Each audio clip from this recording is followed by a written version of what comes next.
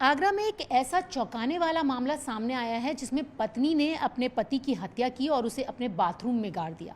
अब इस पूरे मसले में जांच चल रही है। पुलिस कार्रवाई में क्या कुछ सामने आ रहा है, हमारे साथ बात करने के लिए मौजूद हैं DCP city Syed Ali Abbas sir. Sir, जिस तरीके से ये मामला सामने आया कि एक पत्नी ने अपने पति की हत्या की, हत्या करने के बाद अपने ही घर के बाथरूम में उसको गाड़ दिया और 45 दिन तक वो पुलिस को, परिवार को गुमराह करती रही, तो सर अब क्या मकसद सामने आ रहा है इसका? देखिए, एक बड़ी इंटरेस्टिंग सी घटना आई है जिसमें 18/5 में ये एक घटना इस तरह की हुई और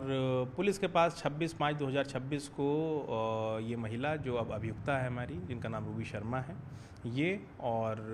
जो मृतक हैं उनके भाई 2 लोग थाने पर आए और उन्होंने बताया कि उनके हस्बैंड और उनके भाई गायब हैं और आप लोग इसको खोज कर इसमें कार्रवाई करें। पुलिस जब इसमें लगातार इनके घर पे जाती थी तो इनके द्वारा हमेशा यही बताया जाता था कि ये किसी काम से बाहर गए हुए हैं और इसमें अभी तक कोई सूचना नहीं मिल पा रही है। इसमें पुलिस की जांच जारी थी और कल थाने पर जब मुखबिर खास और बाकी लोगों के द्वारा कुछ सूचना प्राप्त बताई गई जिसमें लोगों ने शक जाहिर किया कि ये जो महिला है रूबी शर्मा जो अभियुक्ता हैं, इन्होंने ही अपने पति सुरेंद्र शर्मा की हत्या कर उनको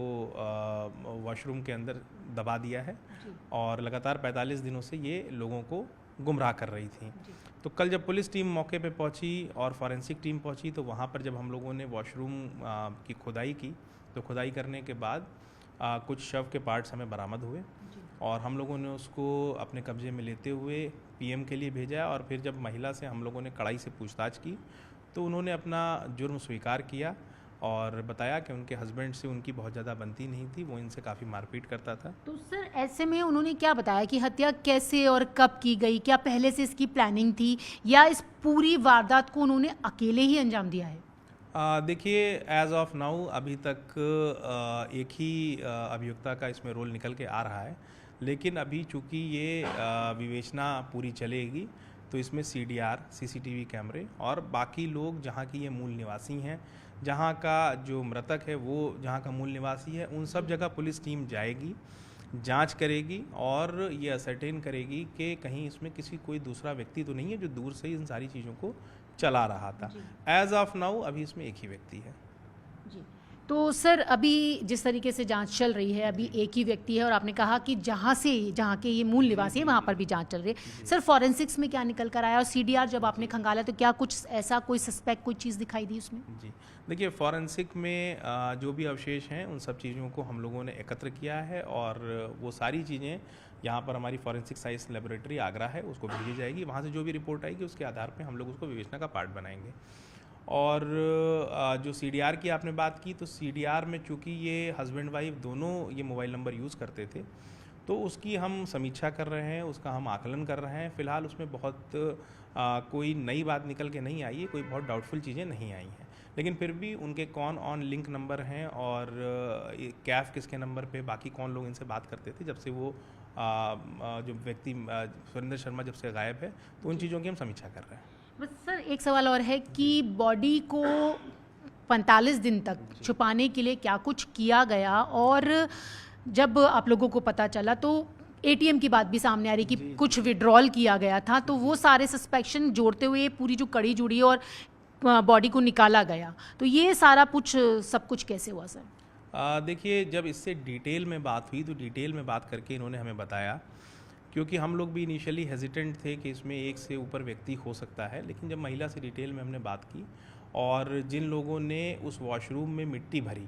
उनसे बात की तो उन्होंने बताया कि मिट्टी भरने का काम उन्होंने सिर्फ घर के बाहर एक ट्रॉली डाली और उसके बाद महिला ने ये चीज़ एडमिट की कि उन्होंने तसले से मिट्टी ले जाके 2 फीट के करीब अपने वॉशरूम में पहले मिट्टी की पटाई की जिसके नीचे उनका मृत पति था